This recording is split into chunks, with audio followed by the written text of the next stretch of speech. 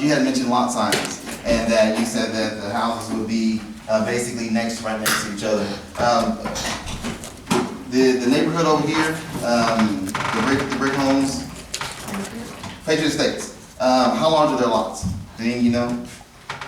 The houses are right next to one another. Right next to each I other. looked at them. They will be closer than our mobile homes will be. Their lots are standard 3,500 square feet. If you look in the ordinance, our requirements are 4,500 square feet per lot. That means our lot will be larger than theirs. So that puts our homes further away from each other. That gives every individual that lives in the community a large front and backyard, side yard, and there are actual requirements for that in the city ordinance. So they will not be close together, stacked together like your normal mobile home park that you would drive in. The existing mobile home parks were built a long time ago. And those parks are ran by investors who live in California. Probably none of them live in your backyard. Can you tell me how many square feet in an acre? Ma'am? How many square feet in an acre? 36,650. 43,000. 43,000, I'm sorry, yeah, sorry, I should have known that, but close to it. Okay, so to take away that concern, this park will not look like a mobile home park, a traditional mobile home park with single wide, side by side, we're pushing in as many people as possible. That is not the case. This park will not look like that. We do have 4,500 square feet, and that is large for a nice sized property.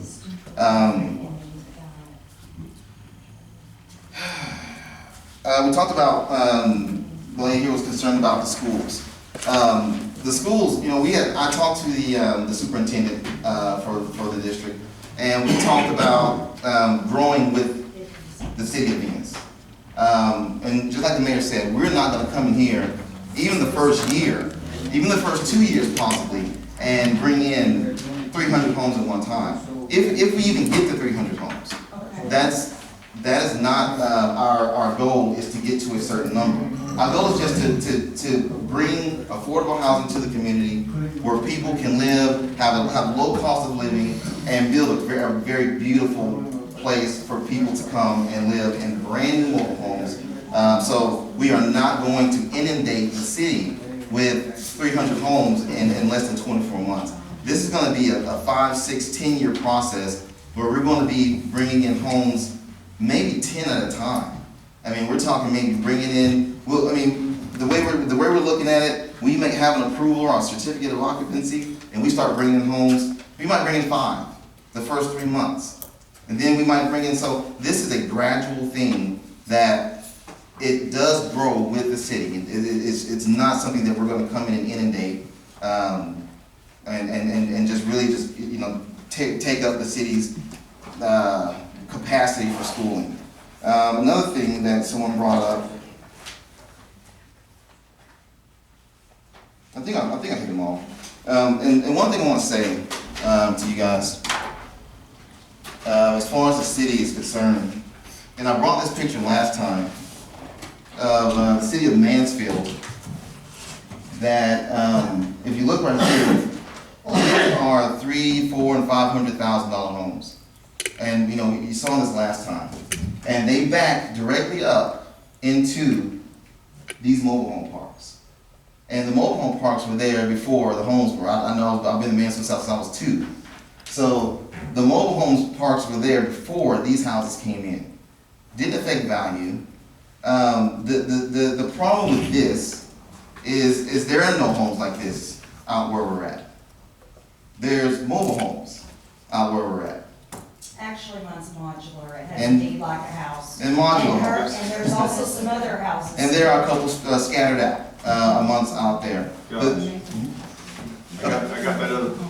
and one last thing, the one thing you don't think about is when we come into the neighborhood and we're building mobile homes, is that you have a friend out where you're at. You have an investor that you can talk to. You have someone that's ready to help you with your needs and not just the needs of our mobile home park. We are local. I'm here in Mansfield. The investor is here in Fort Worth. So there's no one, you can always get a hold of someone that's in charge, that you have concerns for, and that can make changes. And I'm like you. I've lived in mobile homes, just left one here off of Pheasant and Venus, and, you know, I think it's an absolutely beautiful thing for the city of Venus to bring in affordable housing and allow for the zoning change, and let us come in and build an absolutely beautiful product. Thank you. The council have any questions before we move on? Ms. Scott? I have a question. President. Josh, does Legacy Homes own that land? Ma'am? Does Legacy Homes own that land? No, ma'am. So you're talking about putting a mobile home park in, and yet you don't own the land yet? Well, if we don't get the zoning, there's no point of owning the land. So if we don't wanna buy land that we can't put homes on. We just be farmers then. So do you have it under contract? There's with a contingency. Contingency of getting this approval, then we will be purchasing the property. That's all I have. You wouldn't have anything? 300 homes at 4,500 square feet, you've got 19 acres left. What's gonna be on that 19 acres? You're gonna bring in more than 300 homes? Well, the rest of the, you know, you're not gonna just put homes there. There's gonna be roads and streets, and We talked about a park. there's parks there. Yeah, they're gonna put a park, a swimming pool. My original plan, and this is just a scale of the original plan. I had planned on just leaving the total, a couple of acres up front here. We're gonna start in the back. We're gonna start building in the back of the property. We had some other people here that were concerned about fences and privacy, but they have the ordinance. I talked to them, they're good with that. But, yeah, we're gonna have parks and swimming pools. We're hopefully we'll have a little portion here for commercial needs, if someone wants to come in and do some type of, commercial thing. So hopefully we'll leave all of this open, but a lot of the land will, when we have to build, places for, boats and recreational vehicles to park, for truck drivers to come in and park their trucks and things like that. So there will be, there's a lot of the land that just won't The come. roads will eat up. Yeah, the roads will eat up probably about 10 or 15 acres. So Josh, on that, hold that up again. Okay. So, all of those, here. So, are all of these mobile homes? No, those are, yeah, this is what they call a concept plan. So, Is this one mobile home, or is that one here and one here and one here and one here? yeah, the concept, when this was drawn up 2 years ago, was very simple. So that would be one mobile home here, one there, and it would be, back of each other. But, Is that based on our ordinances of 4,500? no, this is, no, this isn't based on the ordinance of 4,500 square So feet. it would be further. Totally different. It's gonna be a totally different concept plan. The gentleman at Bannister drew this up for me based on the survey and what our plans were 2.5 years ago. Because the looks of this, you said they're not gonna be lined up. Right. But this shows lined up. And again, this is what we call a concept. A concept means that this is just the preliminary phase of what we're trying to do, and this was done 2 years ago. So, But even if the zoning request is granted, you will still have to come back with a plat approval, That's right. engineering plans. There would be so much more to approve before, anything would be, as far as a design would ever be Right. approved. and the ordinances you have state all of that. The city council basically is in charge of everything that we do. And you guys also, so you can come and vote on things, I guess, but they are in charge of anything that happens with the mobile home park as far as that's concerned. All right, thank you very much. I'm gonna close out this public hearing at, James? yes. Utilities again. I know we discussed utilities. My main concern is utilities. Okay, Where do we stand with Mountain Peak? Where do we stand with our city? okay. I think you came in a little late, Randy from Mountain Peak was here, I think he's already read. And he told us about, they did a flow test, they had 4 inch, line was sufficient to handle this development.